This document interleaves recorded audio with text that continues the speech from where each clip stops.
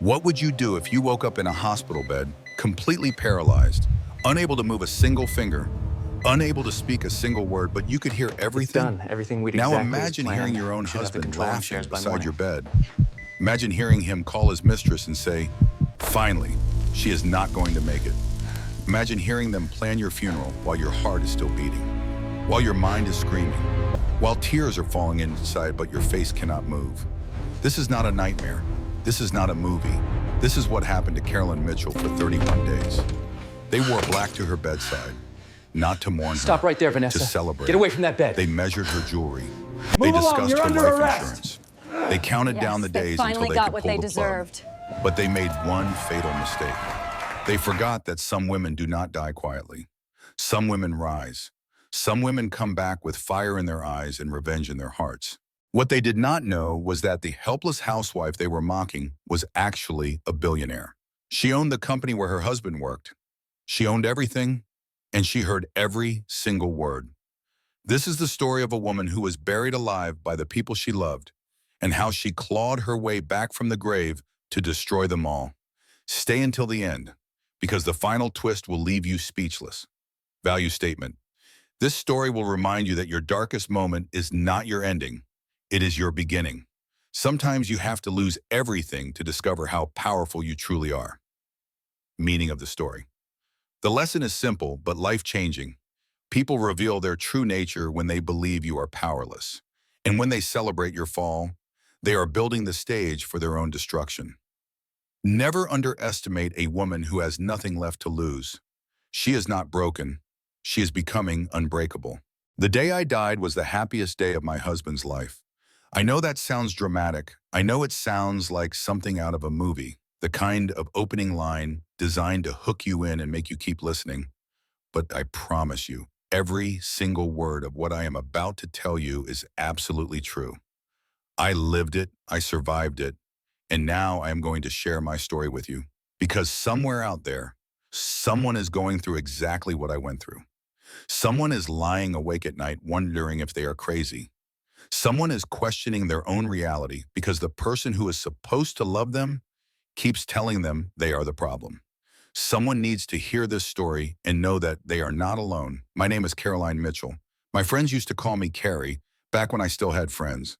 Back before my husband slowly, carefully, deliberately cut every single one of them out of my life like a surgeon removing healthy tissue. I was 38 years old when my body finally gave up on me. 38 years old, married for 10 years, and I had been running on empty for so long that I forgot what full felt like. I forgot what it was like to sleep through the night. I forgot what it was like to eat a meal without someone criticizing every bite. I forgot what it was like to look in the mirror and see something other than exhaustion staring back at me. That morning started like every other morning of the past decade. My alarm went off at 4:45 in the morning.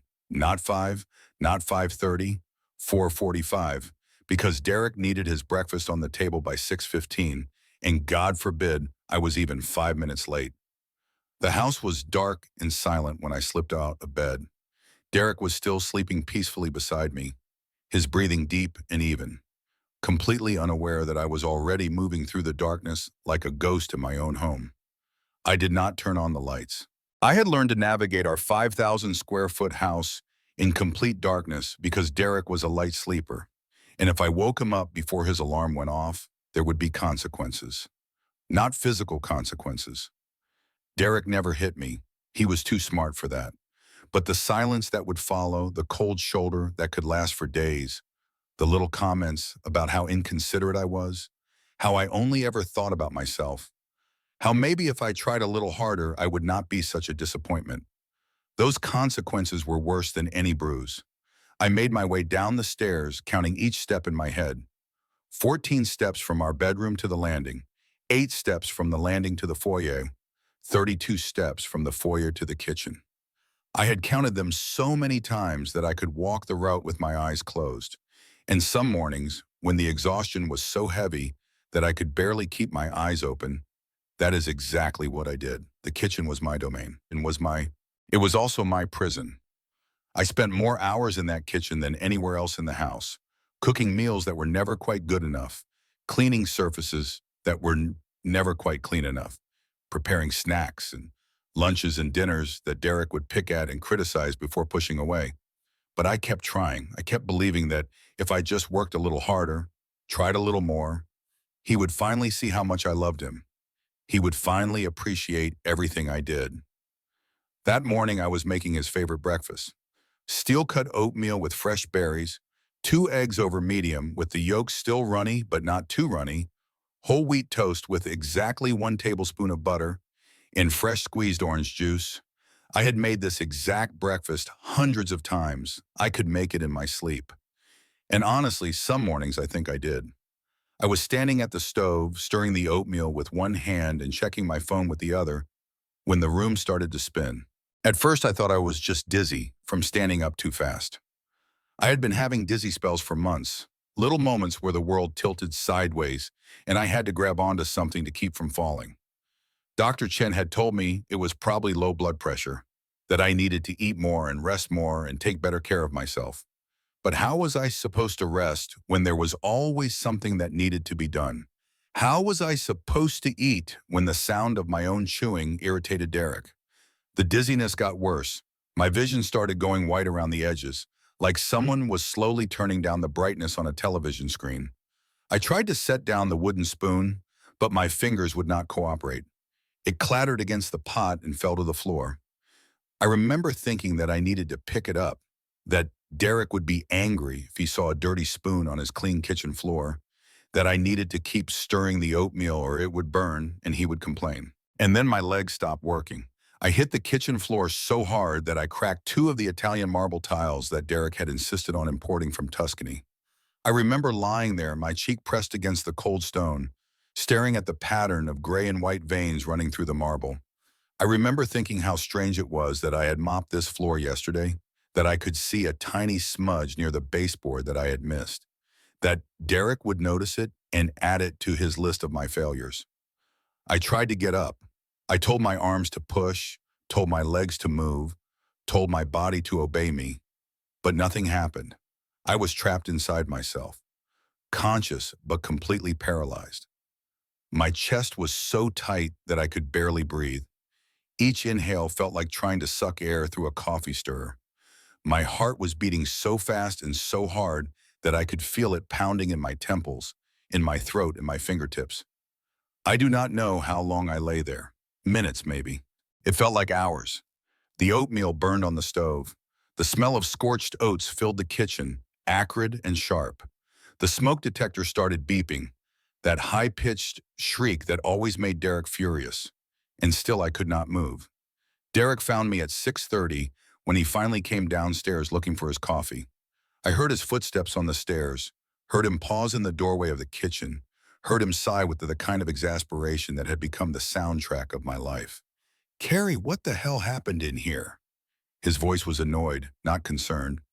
He was looking at the burned oatmeal, the dropped spoon, the smoke still hanging in the air. It took him several seconds to even notice me lying on the floor.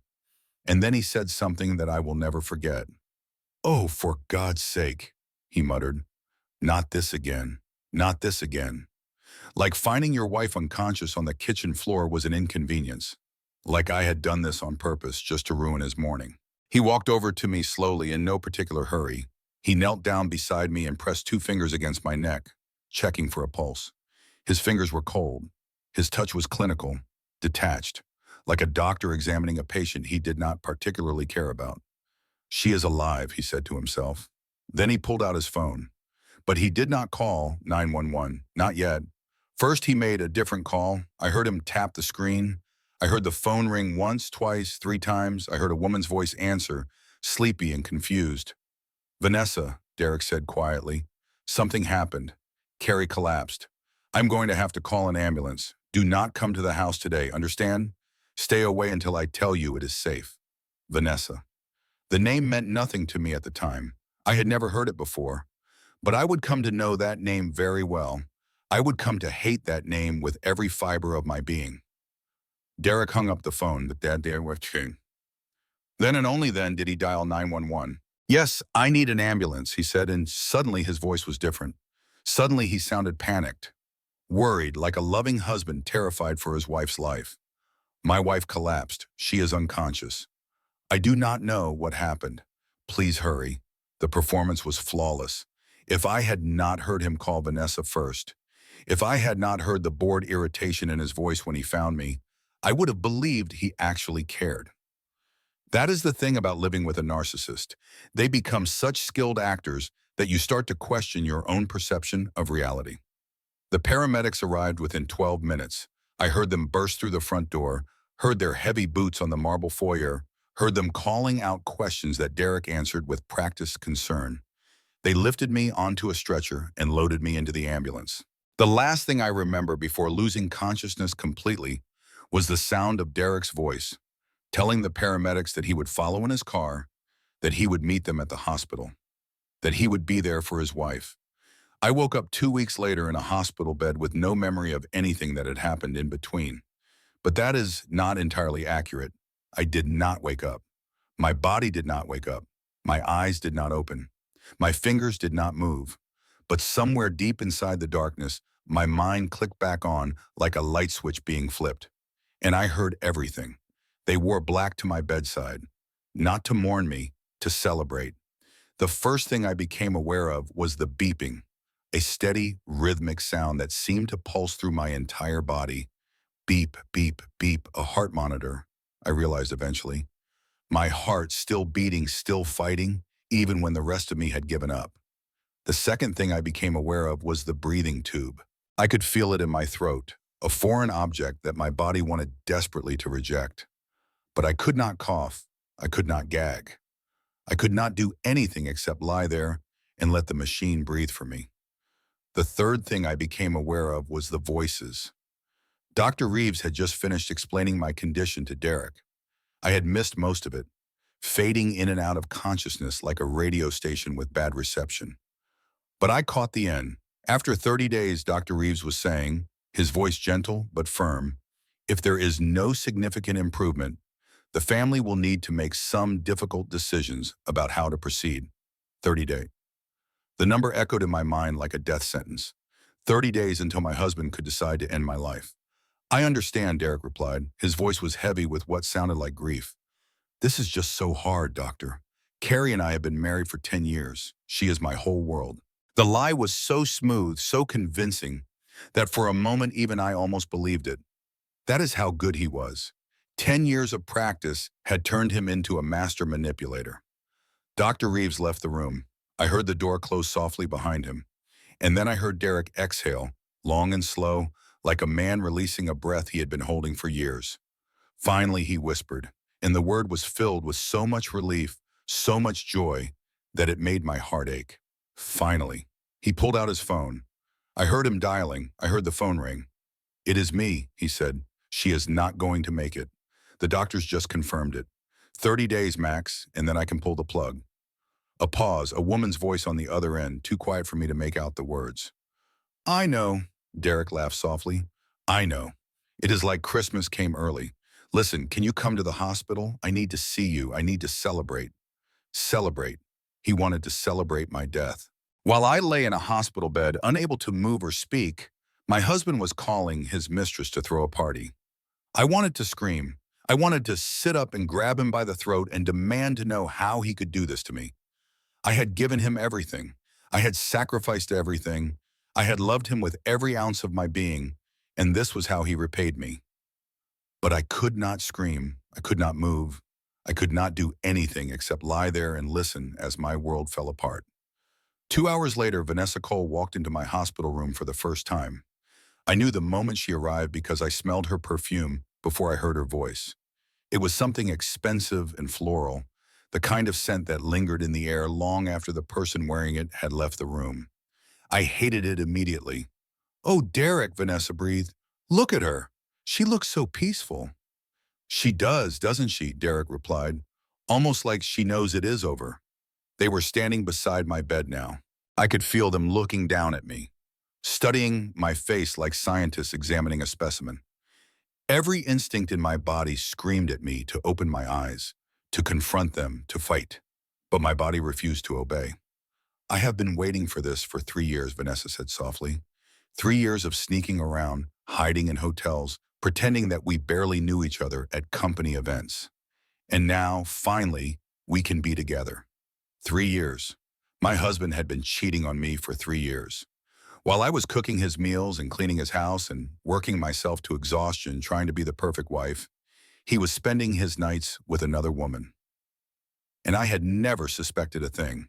You know what the funny thing is? Derek said. He sat down in the chair beside my bed, getting comfortable. She actually thought I loved her. All those years, all that effort, and she never once figured out that I was just waiting for the right moment to get rid of her. Why did you marry her in the first place? Vanessa asked. I thought she had money. Derek laughed bitterly. Her last name was Hartwell. The Hartwells are one of the wealthiest families in Texas. I figured she had to be connected to them somehow. Turns out it was just a coincidence. Her family was dirt poor. By the time I realized my mistake, we were already married, and it was too late to back out without looking like a gold digger myself. So you stayed. So I stayed. Derek sighed. I figured I would give it a few years, then divorce her and move on. But then I discovered that she actually had a decent life insurance policy. $300,000. Not a fortune, but nothing to sneeze at either. And I thought, why settle for a messy divorce when I could have a clean payout instead? I felt like I had been punched in the stomach. $300,000. That was what my life was worth to my husband. That was the price of 10 years of devotion, 10 years of sacrifice, 10 years of slowly erasing myself to make room for his ego. The door opened again. I heard footsteps, slower and more deliberate than before. And then I heard a voice that made my blood freeze in my veins. So the little housewife finally broke down, Margaret Mitchell said. My mother-in-law had arrived. About time. Mother, Derek stood up. Thank you for coming. As if I would miss this, Margaret replied. She walked closer to my bed. I could feel her presence, cold and disapproving, looming over me like a shadow. I warned you about her from the beginning, Derek. I told you she was not good enough for the Mitchell name. A woman with no family, no connections, no breeding. But you insisted on marrying her anyway. I know, Mother. I made a mistake. Yes, you did. Margaret clicked her tongue. But at least now you can fix it. Once she is gone, you can marry someone appropriate. Someone who will bring value to this family instead of dragging it down. Actually, Mrs. Mitchell, Vanessa spoke up, Derek and I have been seeing each other for some time now. We were hoping that once everything is settled, we could make it official. There was a pause. I waited for Margaret to object, to express shock, to defend her daughter-in-law even just a little bit. Instead, she laughed. I know, dear, Margaret said warmly. Why do you think I introduced you to him in the first place? My heart stopped. Not literally, not yet, but it felt like it. Margaret had introduced them. My own mother-in-law had deliberately brought another woman into my marriage. She had orchestrated this entire thing. I found Vanessa at a charity event 3 years ago, Margaret continued. She told me about her previous relationships, about her unique talents for solving problems. And I thought to myself, this is exactly what Derek needs, a woman who knows how to get things done. I did not understand what she meant by unique talents at the time. I would find out soon enough, and when I did, it would change everything. For the next hour, the three of them sat beside my bed and planned my funeral. They discussed the venue, the flowers, the guest list. They argued about whether to have an open casket or closed. Margaret wanted open to show everyone how peaceful I looked. Derek wanted closed because he did not want to spend money on a fancy dress for a dead woman. Vanessa suggested cremation because it was cheaper and faster, and they could scatter my ashes somewhere remote and forget I ever existed. They talked about me like I was already gone, like I was an inconvenience to be disposed of, a problem to be solved. Not once did any of them express sadness. Not once did any of them shed a tear. The only emotion in that room was relief. When visiting hours ended and they finally left, I lay in the darkness and let the truth wash over me. Everything I had believed about my life was a lie. My husband had never loved me. My mother-in-law had always hated me. And the woman who was about to take my place had been waiting in the wings for 3 years, patient as a spider, ready to catch me in her web. I should have felt devastated. I should have felt heartbroken. But somewhere deep inside me, beneath the pain and the betrayal, something else was growing. Something hard and hot and dangerous. Anger. For the first time in 10 years, I felt truly, purely, magnificently angry. Not at myself for being naive, not at the situation for being unfair, at them, at Derek and Vanessa and Margaret and everyone who had ever looked at me and seen nothing but a servant to be used and discarded. They thought I was helpless. They thought I was as good as dead. They thought they had won. They were wrong. Night was the cruelest. That was when they dropped their mask completely. During the day, the hospital was full of activity. Nurses came and went, checking my vitals, adjusting my medication, speaking to me in soft, encouraging voices, even though they did not think I could hear them. Doctors made their rounds, discussing my case in clinical terms that reduced my entire existence to numbers on a chart. And Derek played his part. The worried husband sitting vigil by his wife's bedside, holding my limp hand and staring at my face with what he hoped looked like devotion. But at night, when the hallways grew quiet and the visitors went home, the truth came out. It was day 5 when Vanessa came to see me alone for the first time. I heard the door open around 11 in the evening, long after visiting hours had ended. I heard her heels clicking on the linoleum floor, that distinctive sound I had come to dread. She walked slowly, deliberately, like she had all the time in the world. The door closed behind her. I heard the lock click, and then she pulled a chair up beside my bed and sat down. "Just the two of us, Carrie," she said softly. Her voice was different when we were alone. Gone was the sweet, sympathetic tone she used in front of Derek. In its place was something cold, something calculating, something that made my skin crawl. No Derek, no Margaret, no nurses, just me and you. She leaned closer. I could feel her breath on my face, warm and minty. "I want to tell you a story," she continued. "A story about a man named Marcus Webb. Marcus Webb. I filed the name away in my memory, though I did not understand its significance yet. Marcus was a sweet guy," Vanessa said. "Not too bright, but he had money and he was easy to manipulate. We dated for about 18 months. He was crazy about me. Could not believe his luck, that a woman like me would be interested in a man like him. He would have done anything I asked." She paused, letting the words hang in the air. "One day Marcus got sick. Nothing serious, just a minor procedure at the hospital. Routine stuff. But while he was there, something went wrong. A medication error, they called it. Someone gave him the wrong dose of something, and his heart just stopped. So tragic, so unexpected. My blood ran cold. She was confessing to murder.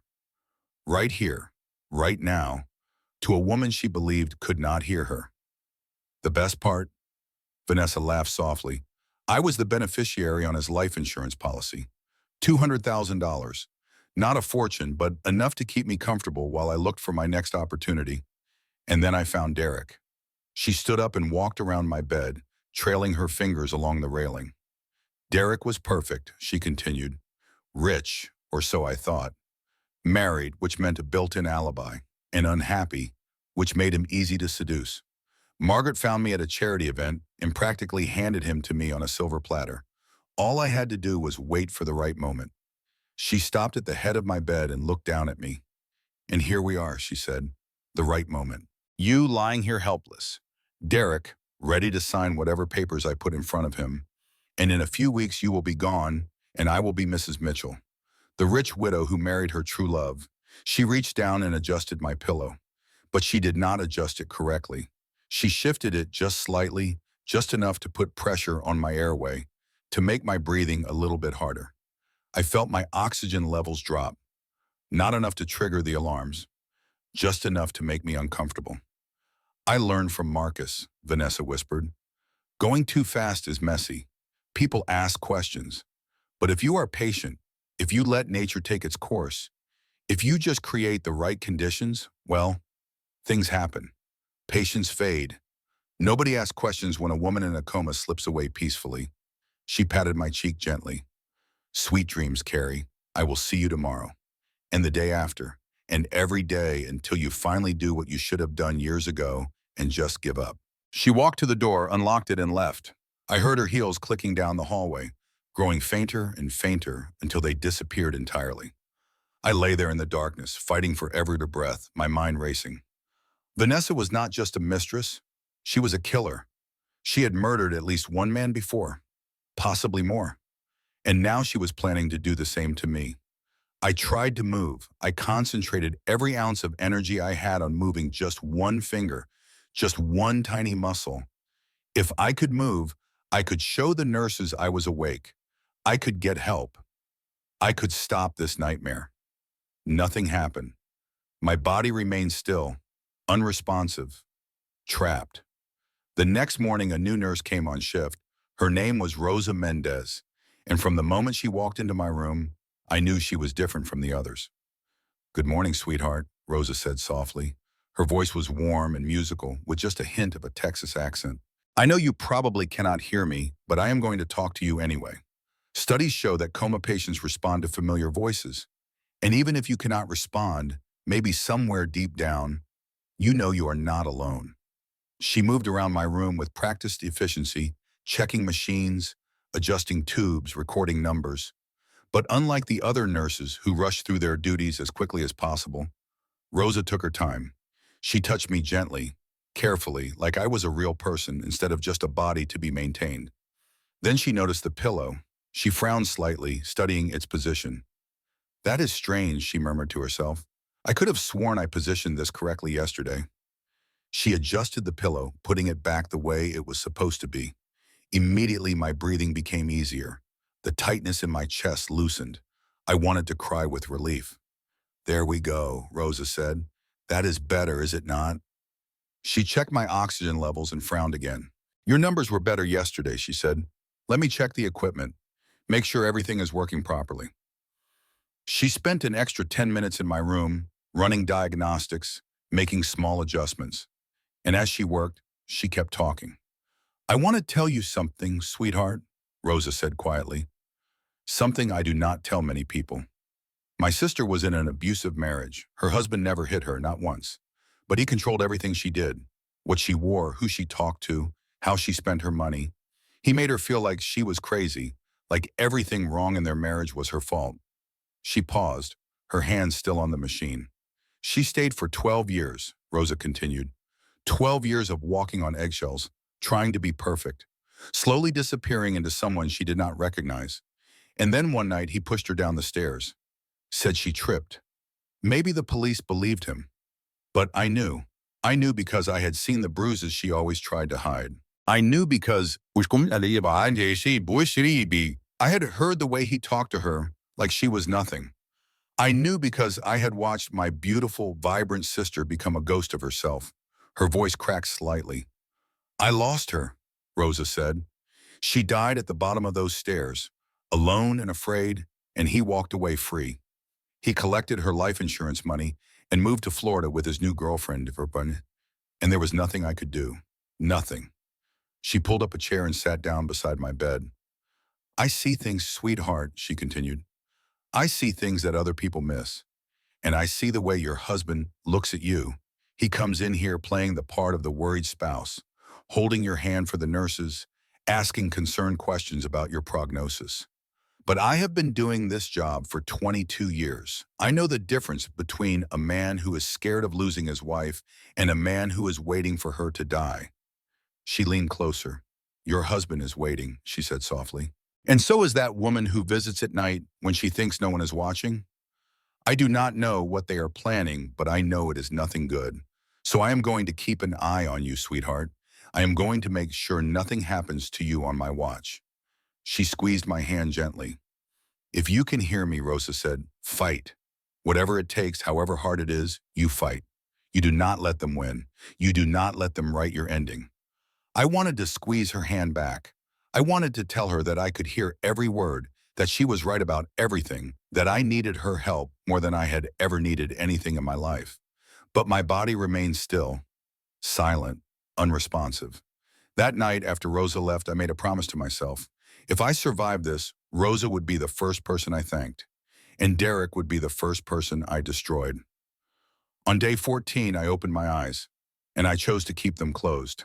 It happened in the middle of the night, during one of Rosa's shifts. She was checking my vitals, humming softly to herself, when suddenly,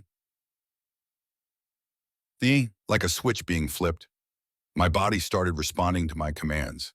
My eyelids fluttered. My fingers twitched. My lungs expanded on their own, pulling in air without the help of the ventilator. It was like waking up from the deepest sleep of my life, disorienting and overwhelming and absolutely terrifying. Rosa gasped, "Oh my God, oh my God, she is waking up." She leaned over me, her face filling my field of vision. The fluorescent lights behind her were blinding after 2 weeks of darkness. Everything was blurry, colors bleeding into each other like a watercolor painting left out in the rain.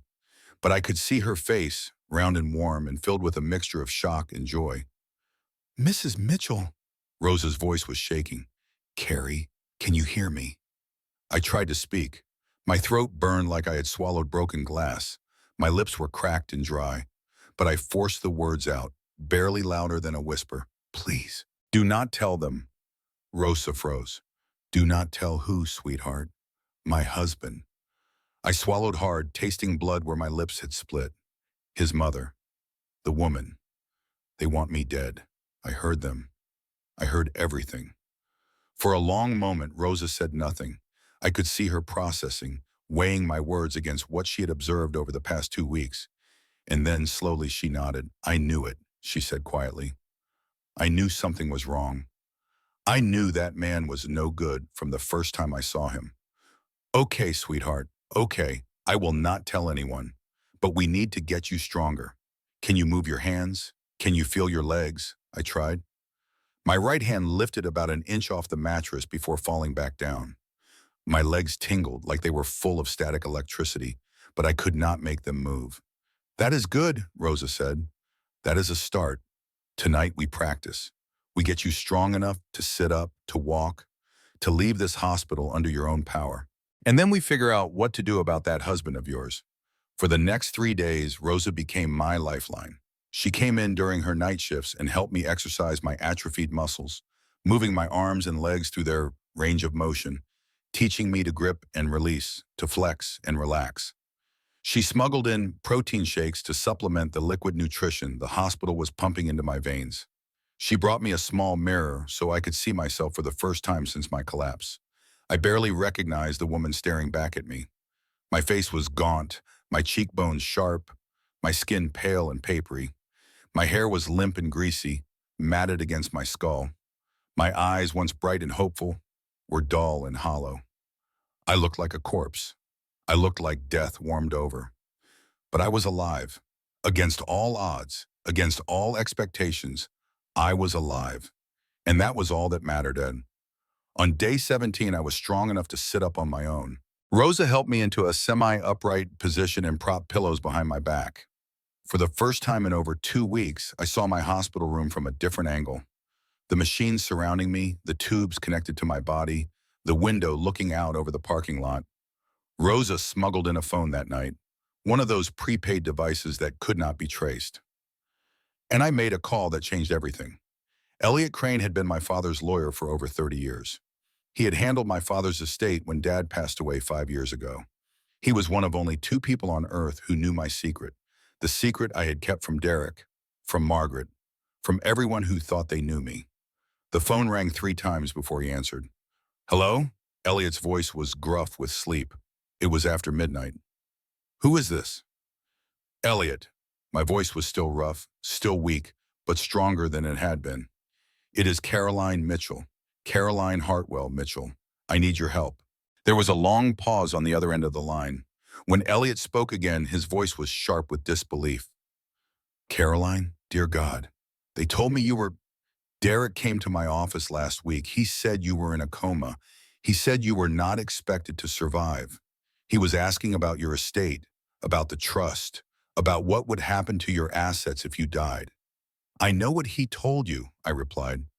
"I know what he has been telling everyone. But I am awake, Elliot. I have been awake for 3 days, and I need access to everything. The trust, the accounts, the properties, all of it." Another pause. I could hear Elliot's mind working, processing this new information. "Those bastards," he said finally. I knew something was wrong. Derek was too eager, too pushy. He kept asking questions about the trust structure, about who the beneficiaries were, about how to access the funds.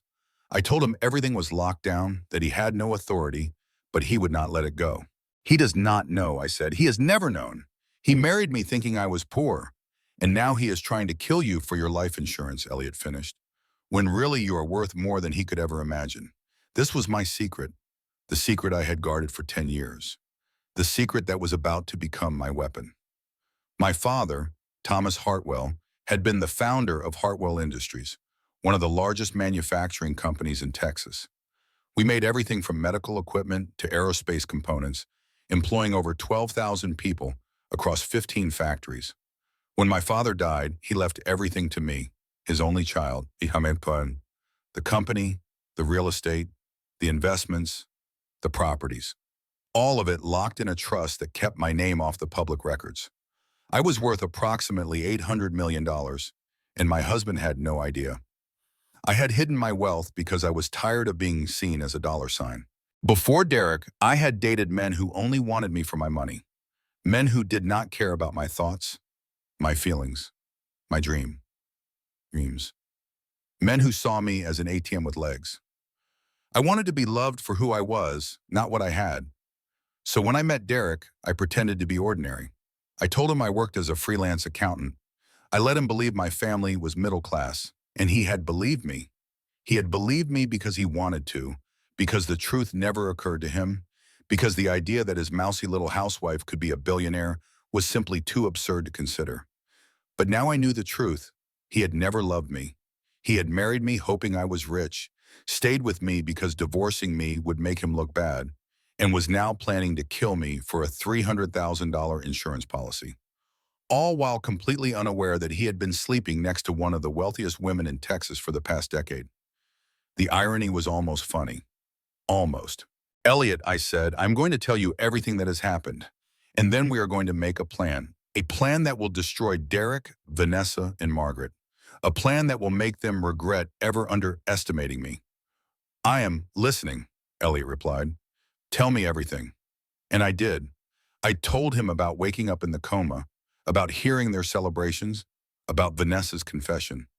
I told him about the adjusted pillow, the reduced oxygen, the 30-day deadline. I told him everything, and when I was finished, the line was silent for a long moment. Then Elliot spoke, and his voice was hard as steel. They are going to burn, he said, every single one of them. I am going to make sure of it. I had 12 days to plan my resurrection and their destruction.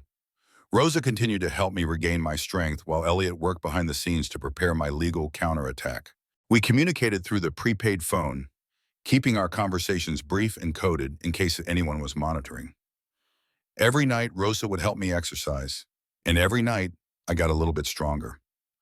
During the day, I pretended to be comatose. It was harder than I expected, lying perfectly still while Derek sat beside my bed and complained about how inconvenient my illness was, not reacting when Vanessa leaned close and whispered threats in my ear, keeping my breathing slow and even when Margaret inspected my jewelry and declared it worthless trash. But I did it. I lay there like a corpse while they made their plans, and I listened to everything. On day 20, something unexpected happened. I heard the door open and unfamiliar footsteps enter my room. Not Derek's confident stride, not Vanessa's clicking heels, not Margaret's deliberate shuffle. Someone new. Mrs. Mitchell, a woman's voice said, I do not suppose you can tell me what really happened to Marcus Webb. My heart nearly stopped. I had heard that name before. Vanessa had mentioned him during her late-night confession. Marcus Webb, her previous victim, and now someone was investigating his death. The woman walked closer to my bed. I kept my eyes closed, kept my breathing steady, but I listened with every fiber of my being. My name is Amanda Price, the woman continued. I am a detective with the Houston Police Department. 2 years ago, a man named Marcus Webb died in this very hospital from what was ruled a medication error. His girlfriend at the time was a woman named Vanessa Cole, the same Vanessa Cole who is now dating your husband and visiting you every single day. She pulled up a chair and sat down beside my bed. I have been a detective for 20 years, Amanda said quietly. I have seen a lot of cases, closed a lot of cases, moved on from a lot of cases. But Marcus Webb has stuck with me. Something about his death never felt right. The timing was too convenient. The girlfriend was too calm, And there were things in his medical records that did not add up. She paused. I could never prove anything, she continued.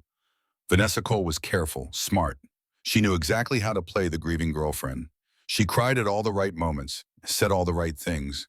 And by the time I started asking hard questions, she had already collected his insurance money and disappeared. I heard her shift in her chair. When I heard that she had resurfaced here in this hospital, visiting another woman in a coma, I knew I had to come see for myself. And what I found, well, let us just say my instincts are screaming. She leaned closer. I do not know if you can hear me, Mrs. Mitchell, but if you can, I want you to know that I am watching. I am watching Vanessa Cole, and I am watching your husband, and I am watching everyone who comes in and out of this room, because something is not right here, and I am going to find out what. She stood up and walked to the door, but before she left, she placed something on my nightstand. My card, she said, just in case someone finds it, just in case someone can reach me. The door closed behind her. I lay there in the darkness, my mind racing. Detective Amanda Price was investigating Vanessa. She suspected what was happening. If I could find a way to reach her, to give her the evidence she needed, I could bring Vanessa down for murder. But I had to be careful. If Derek or Vanessa found out that the police were sniffing around, they might accelerate their plans. They might decide to finish me off before I could talk. That night, I told Rose about the detective's visit. She left her card, I whispered, on the nightstand. But Vanessa came in earlier. I do not know what she did with it. Rosa searched the room carefully, checking drawers, looking under furniture. But the card was gone. Vanessa must have taken it. It does not matter, I said. We know the detective's name now. Amanda Price. Elliot can find her. We can reach out through him. Rosa nodded. We are getting close, sweetheart. Just a few more days. A few more days, and you will be strong enough to walk out of here on your own 2 feet. I smiled, or tried to. My facial muscles were still weak, still learning how to work again. But the emotion behind the smile was real. For the first time since waking up in this nightmare, I felt something like hope. But hope, I was about to learn, was a dangerous thing. Because just when I thought I was finally getting ahead, everything fell apart. On day 24, Derek came to visit in the middle of the night, unannounced, unexpected, and alone. I heard the door open and immediately closed my eyes, letting my body go limp. I had gotten good at faking unconsciousness. I knew exactly how to position my limbs, how to regulate my breathing, how to keep my face slack and expressionless. Derek walked slowly around my room. I heard drawers opening and closing. I heard him moving things, searching for something. My heart pounded in my chest, but I forced myself to remain still. Then I heard him find the phone. Well, well, Derek said softly. Someone has been busy. I heard him unlock the screen. I heard him scrolling, reading, and then I heard him laugh, cold and humorless. Elliot Crane, he read aloud. Your father's lawyer. Interesting. Very interesting, he kept scrolling. Trust documents, account numbers. And what is this? He paused. You own Hartwell Industries? You have got to be kidding me. You own the entire company, $800 million, and you never told me? He walked over to my bed and stood there, looking down at me.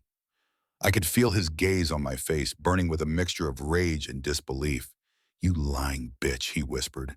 You let me think you were poor. You let me work myself to the bone at that company, taking orders from people who were beneath me, when you owned the whole damn thing. You could have made me CEO.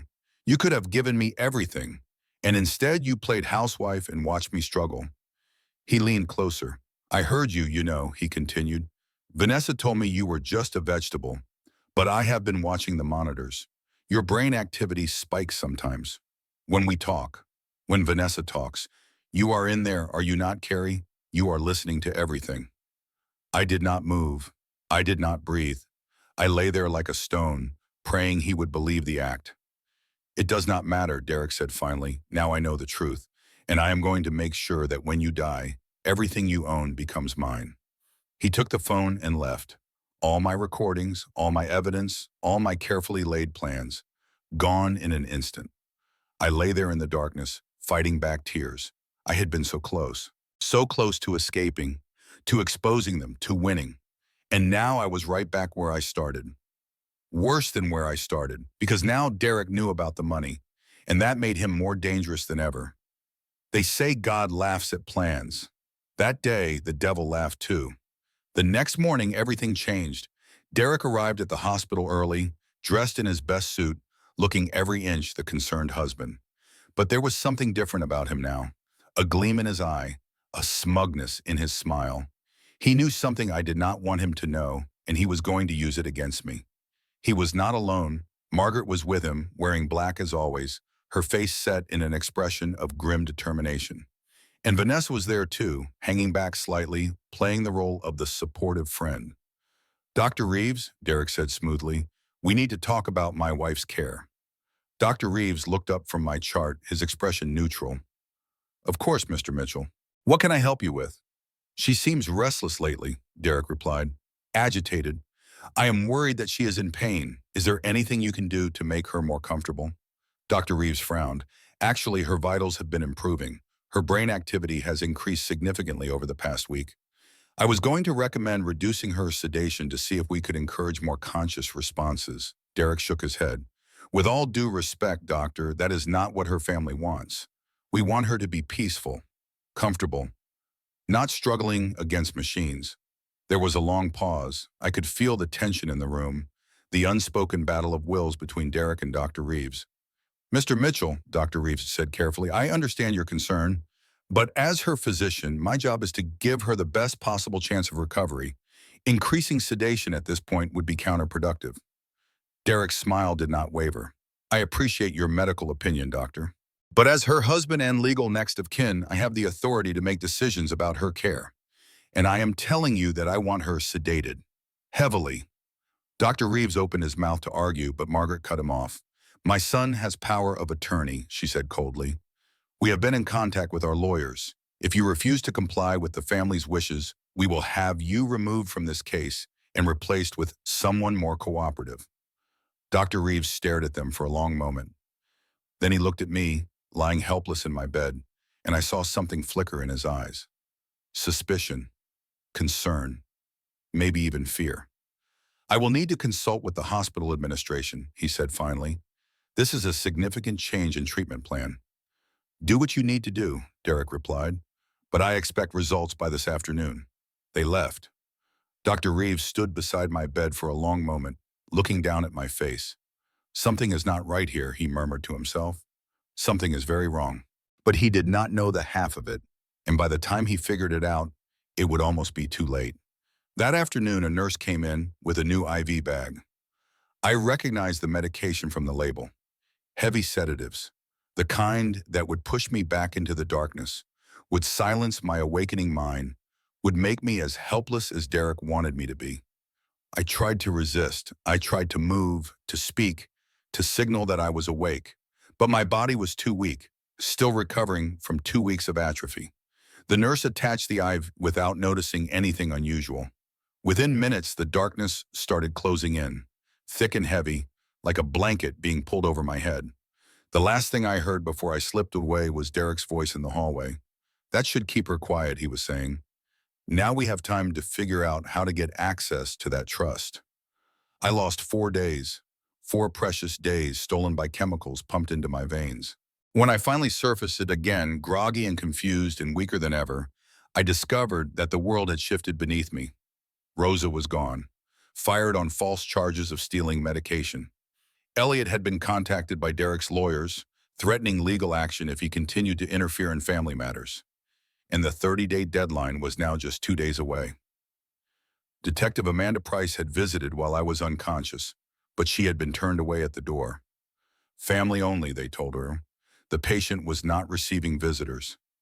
Everything I had worked for, everything I had planned, had crumbled while I slept. And now Derek held all the cards, or so he thought, because while I lay drugged and helpless, someone else had been watching. Someone else had been gathering evidence, and someone else was about to turn the tide. Dr. Reeves had noticed the irregularities in my medication. He had documented the family's suspicious behavior, and he had made a phone call of his own. I did not know it yet, but help was on the way. The question was whether it would arrive in time. On day 28, they came at midnight, 3 monsters wearing human faces. I was awake but barely functional.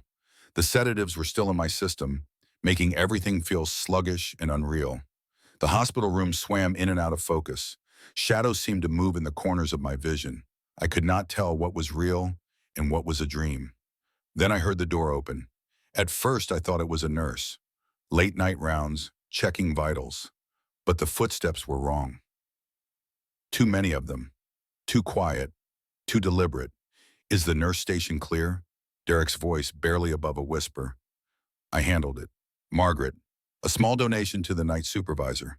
She will be taking a very long break. Good. And that was Vanessa. This needs to look natural.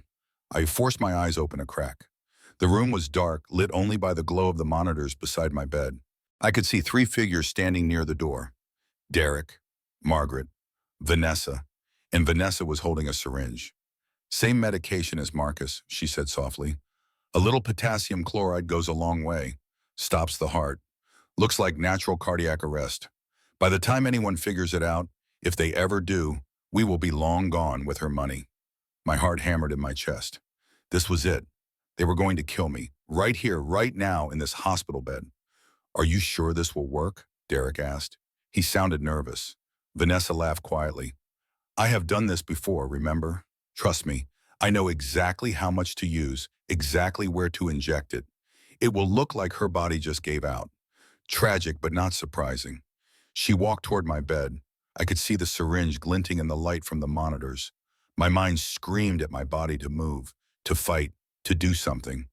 But the sedatives held me prisoner. Goodbye, Carrie, Vanessa whispered. Say hello to Marcus for me. She reached for my IV line, and then the door burst open. What exactly is going on here? Dr. Reeves stood in the doorway, his face illuminated by the light from the hallway. Behind him, I could see two security guards. Vanessa froze. She quickly hid the syringe behind her back, but not quickly enough. Dr. Reeves had seen it. Doctor, Derek said, his voice smooth as silk. We were just checking on Carrie. She seemed restless. At midnight, Dr. Reeves stepped into the room. With a syringe? Comfort care, Vanessa said quickly. Family authorized pain medication. Dr. Reeves shook his head. I did not authorize any additional medication, and I certainly did not authorize visitors at this hour. You need to leave, now. Derek stepped forward, his posture aggressive. Listen, doctor, I have power of attorney. I have the right to make decisions about my wife's care. You have the right to consult on her care, Dr. Reeves corrected. You do not have the right to inject unknown substances into her IV in the middle of the night. Security, please escort these people out of the building. The guards moved forward. For a moment, I thought Derek was going to resist. I could see the rage building in his face, the humiliation of being thrown out like a common criminal. Then Margaret touched his arm. Let us go, she said quietly. We will deal with this through proper channels. Derek nodded stiffly. This is not over, he said to Dr. Reeves. They left. The door closed behind them. Dr. Reeves stood there for a long moment, then walked over to where Vanessa had been standing. He bent down and picked something up from the floor. The syringe. She had dropped it when the door burst open. Dr. Reeves examined the label. His face went pale. Potassium chloride, he murmured. High concentration. This would have stopped your heart. He looked at me, and I saw the horror in his eyes. He finally understood what was happening. He finally understood what kind of people my family really were. Mrs. Mitchell, he said softly, I do not know if you can hear me, but I am going to protect you. I am going to make sure no one hurts you again. He picked up the phone beside my bed and dialed. This is Dr. Nathan Reeves at St. Joseph Medical Center, he said. I need to report an attempted homicide. The next 48 hours were the worst of my life, and that is saying something, considering what I had already been through. First, the investigation stalled. Derek hired the best lawyers in Houston, and they immediately went on the attack. They claimed Dr. Reeves was incompetent, that he had misread the situation, that the syringe contained nothing harmful. Without a formal analysis of the contents, which would take days, the police could not prove otherwise. Second, Derek used his lawyers to get Dr. Reeves removed from my case. They claimed he had developed an unhealthy attachment to his patient, that his judgment was compromised. The hospital, afraid of a lawsuit, complied. My protector was gone. Third, and worst of all, the 30-day deadline arrived. Derek walked into my hospital room on day 30 with a team of lawyers and a stack of papers. He was smiling, that cold, satisfied smile I had come to hate.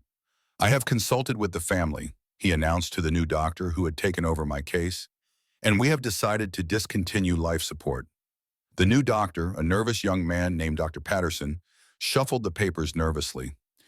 "Mr. Mitchell, I understand this is a difficult decision, but I should mention that your wife's vitals have been improving. Her brain activity is actually quite strong. There is a real possibility that she could wake up." Derek's smile did not waver. "Doctor, my wife has been in a coma for 30 days. She has shown no signs of conscious response. The family has discussed this at length, and we believe it is time to let her go peacefully. It is what she would have wanted." I screamed inside my head. It was not what I wanted. I wanted to live. I wanted to fight. I wanted to tear Derek's face off and show everyone the monster hiding behind that charming smile. But my body would not cooperate. The sedatives they had pumped into me had taken their toll. I was weaker than I had been in weeks, barely able to move my fingers, much less speak. Dr. Patterson looked at the papers Derek had handed him. "These appear to be in order," he said reluctantly. "Power of attorney, family consensus, DNR instructions." "Excellent," Derek replied. "How soon can we proceed?" "We will need to follow protocol," the doctor said. "Discontinuing life support requires a formal process. We can begin this afternoon." This afternoon, in a few hours, my husband was going to kill me, legally, with the blessing of the hospital. I concentrated every ounce of energy I had on my right hand. "Move," I commanded. "Move, damn you."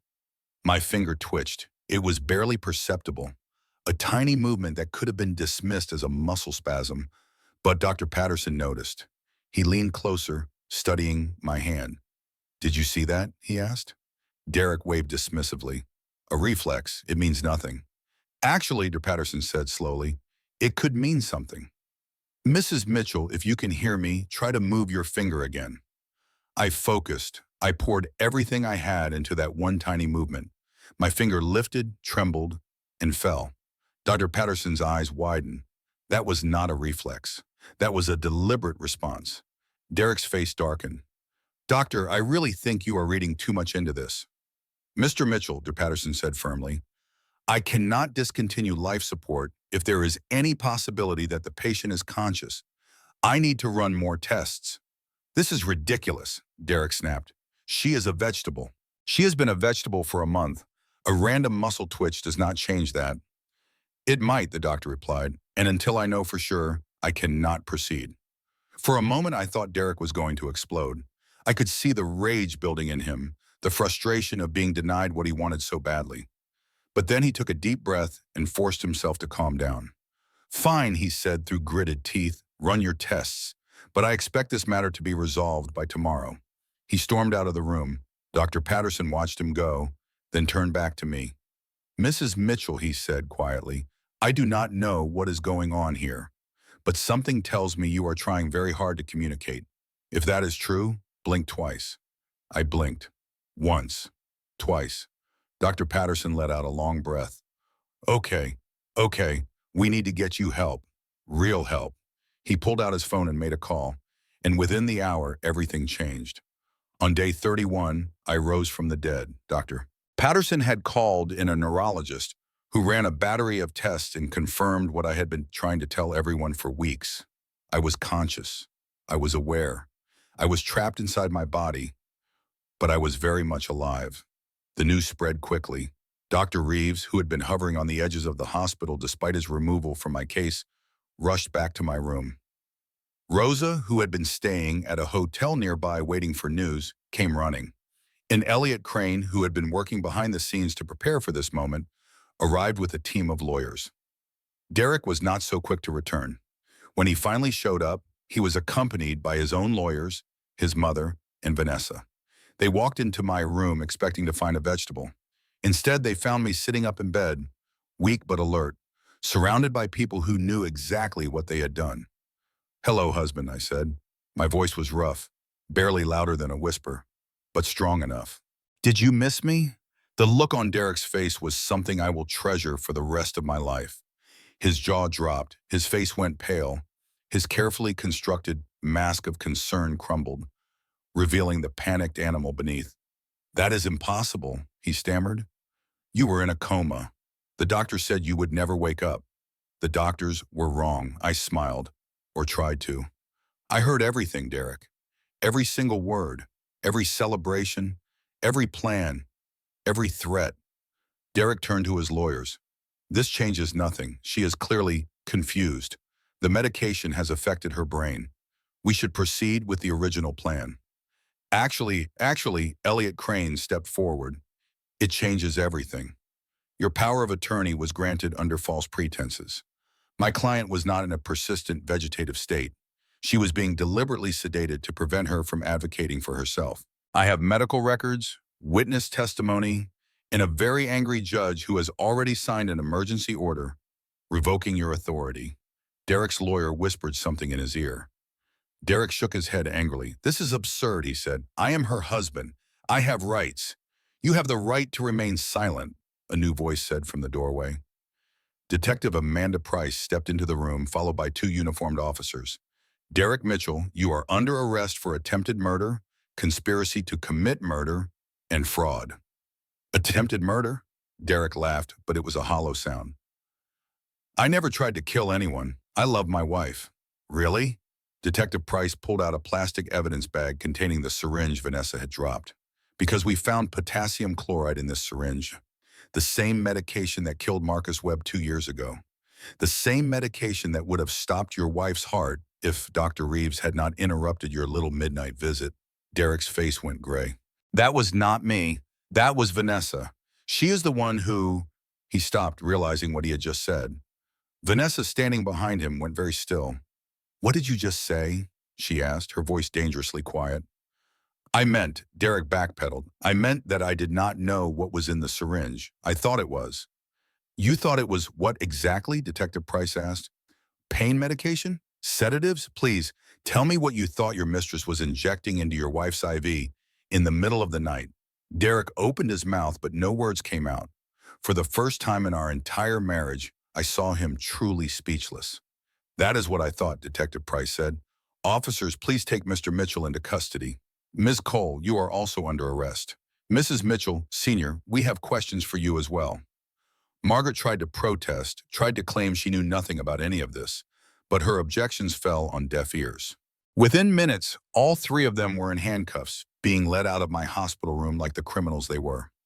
I watched them go, my heart pounding in my chest. It was over. After 31 days of terror, it was finally over. But there was one more thing I needed to do. One more truth I needed to reveal. "Derek," I called out. He stopped at the door, turning to look at me. His face was a mask of hatred and disbelief. "There is something you should know," I continued. "Something I probably should have told you years ago. I do not want to hear anything you have to say," he spat. "Too bad." I took a deep breath. "You married me thinking I was poor. You stayed with me thinking I was worthless. You tried to kill me for a $300,000 insurance policy. So what? So this." I looked him straight in the eye. "I own Hartwell Industries. I am worth approximately $800 million. Every paycheck you have collected for the past 10 years has come from a company that I own. The office where you worked, the building you parked your car in, the water cooler you gossiped around, all of it belonged to me. You have been my employee this entire time." Derek's face went through a remarkable transformation. Confusion, disbelief, horror, and finally a dawning realization of just how badly he had miscalculated. "You are lying," he whispered. "I am not. And here is the thing, Derek. Even if you somehow manage to beat these charges, even if you walk out of prison someday, you will never work in this city again. I will make sure of it. Every door you knock on will close in your face. Every opportunity you reach for will disappear. You wanted my money so badly that you were willing to kill for it. Now you will spend the rest of your life knowing exactly how much you lost." The officers pulled him away. He was still screaming when they dragged him into the elevator. I hope his voice gave out before they reached the ground floor. They wanted war. I gave them annihilation. The next 6 months were a whirlwind of legal proceedings, media attention, and personal recovery. My story made headlines across the country.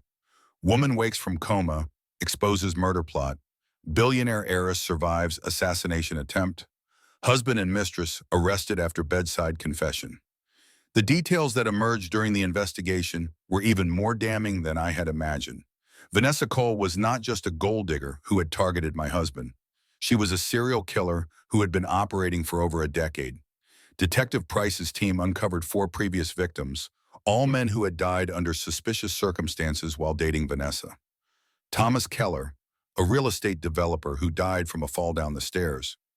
Richard Davis, a retired banker who suffered a fatal medication interaction. Paul Montgomery, a construction company owner who drowned in his own swimming pool. And Marcus Webb, the man whose death had first raised Detective Price's suspicions. In each case, Vanessa had been the sole beneficiary of her boyfriend's life insurance policy. In each case, she had collected her payout and moved on to her next victim. She had been doing this for years, perfecting her technique, learning from her mistakes. And Margaret Mitchell had known about all of it. The investigation revealed that Margaret had found Vanessa through a private investigator she had hired to look into my background. The investigator had stumbled across Vanessa while looking into something else entirely and had recognized an opportunity. Margaret had been trying to get rid of me for years. She had been introducing Derek to potential replacements since the first year of our marriage, but none of them had stuck. Until Vanessa. Margaret had met Vanessa at a charity event and recognized immediately what she was dealing with. A beautiful, intelligent woman with no conscience and a proven track record of making problems disappear. She had introduced Vanessa to Derek, knowing full well what would happen. She had practically gift-wrapped her own daughter-in-law for a serial killer. When confronted with the evidence, Margaret broke. She confessed everything, trying to shift as much blame as possible onto Vanessa and Derek. But it was too late. The conspiracy was too clear, the evidence too damning. The trials were brief and devastating. Vanessa Cole was convicted of 4 counts of first-degree murder and 1 count of attempted murder. She was sentenced to life in prison without the possibility of parole. The last time I saw her, she was being led out of the courtroom in chains, her beautiful face twisted with rage. Margaret Mitchell was convicted of conspiracy to commit murder and fraud. She received a 25-year sentence. She died in prison 6 months later, alone in her cell. The official cause of death was a heart attack. I cannot say I grieved. And Derek, my husband of 10 years, the man I had loved, trusted, and believed in, despite everything. He was convicted of attempted murder, conspiracy to commit murder, and embezzlement. The investigation had uncovered years of financial crimes, money he had stolen from Hartwell Industries to cover his gambling debts. He was sentenced to 15 years in federal prison. Last I heard, he owes money to some very dangerous people, the kind of people whose debts follow you even behind bars. I do not expect him to survive his sentence. As for me, I rebuilt. It was not easy. There were days when I wanted to give up, when the weight of everything felt too heavy to carry. But every time I faltered, I remembered what I had survived. I remembered lying in that hospital bed, unable to move, listening to the people I loved plan my murder. And I remembered rising anyway. 1 year after my release from the hospital, I stood on the balcony of my new penthouse apartment, watching the Houston skyline glitter in the night. Hartwell Industries was thriving. Revenue was up 40%. We had expanded into 3 new markets and created over 2,000 jobs. I had been featured in Forbes, not as a victim, but as a survivor, as a leader, as a woman who had risen from the ashes of her own funeral to become something stronger than she had ever been before. Rosa was still with me. She had become more than an employee, more than a friend. She was family, the sister I had never had. Detective Amanda Price had been promoted to chief of detectives. She and I met for coffee once a month, 2 women who had seen the darkest parts of humanity and had chosen to fight back instead of look away. Dr. Reeves had recovered fully from the injuries Derek had inflicted on him that night in my hospital room. I funded a new wing of St. Joseph Medical Center in his honor, a place where victims of domestic abuse could receive treatment without judgment, without fear, without being turned away because they did not have insurance or their abusers had threatened them into silence. And Elliot Crane, my father's oldest friend, had become my most trusted advisor. He helped me restructure my business, protected me from the legal fallout of my husband's crimes, and never once made me feel weak for needing help. One afternoon, about 18 months after everything ended, I visited my father's grave. It was a quiet cemetery on the outskirts of Houston, shaded by old oak trees and bordered by a small pond where ducks swam in lazy circles. I knelt beside his headstone and placed a bouquet of white roses on the grass. "You always said I was stronger than I knew, Dad," I said softly. "You always said I would find my way, even when I could not see the path. I did not believe you when you were alive. I thought I was weak. I thought I needed someone else to complete me." I traced my fingers over his name, carved in granite. "But you were right," I continued. "I found my strength. It just took dying to figure it out." I stayed there for a long time, talking to him, telling him everything that had happened. About Derek's betrayal, about Vanessa's confession, about Margaret's scheming, about lying in that hospital bed, listening to them celebrate my death, feeling more alone than I had ever felt in my life. And then I told him about rising, about refusing to give up, about finding allies in unexpected places and fighting back when everyone expected me to fade away. "They thought they had won," I said. "They thought they had finally gotten rid of me. But they underestimated me, Dad, just like everyone always does." I stood up and brushed the grass off my knees. The sun was setting, painting the sky in shades of orange and pink. A cool breeze rustled the leaves of the oak trees, carrying the scent of autumn. "I am not angry anymore," I said quietly. "I was, for a long time. I hated them with everything I had. But hate is exhausting. Hate takes up space in your heart that could be filled with better things. So I let it go. I let them go. And I moved on. I took one last look at my father's headstone, then turned and walked back toward my car. There was someone waiting for me there, a man I had met 3 months earlier at a charity event who had seen me not as a victim, not as a billionaire, not as a headline, but simply as a woman worth knowing. His name was James Carter. He was a pediatric surgeon at Texas Children's Hospital, a man who spent his days saving young lives and his evenings asking about mine. He had no interest in my money. He had made that clear from the beginning. He just wanted to know me, the real me. I did not know where our relationship would go. I did not know if I was ready to trust again, to love again, to open myself up to the possibility of being hurt again. But I was willing to try.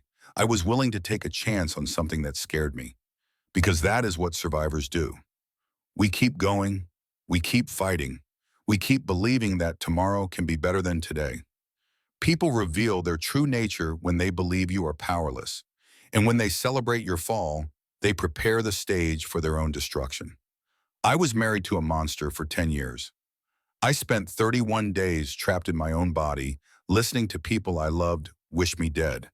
And I rose. Not because I was special, not because I was stronger or smarter or braver than anyone else, but because I refused to let them write my ending. If you are in that hospital bed right now, metaphorically or literally, if someone is standing over you, celebrating your weakness, planning your burial, I want you to know something. You are stronger than they will ever understand. You have survived things that would have broken anyone else. And when you finally rise, when you finally open your eyes and take back your power, you are going to make them regret every single moment they underestimated you. This is not the end of my story. This is just the beginning.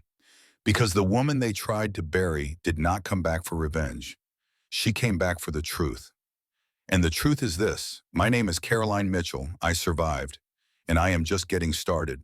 If you know someone who needs to hear this story today, someone who is going through a difficult time, someone who feels trapped or invisible or underestimated, please share this video with them.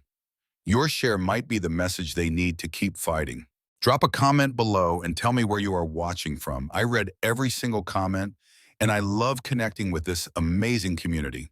And if you have not already, hit that subscribe button and turn on notifications so you never miss another powerful story. New videos drop every week, and trust me, you do not want to miss what is coming next. Now let us begin.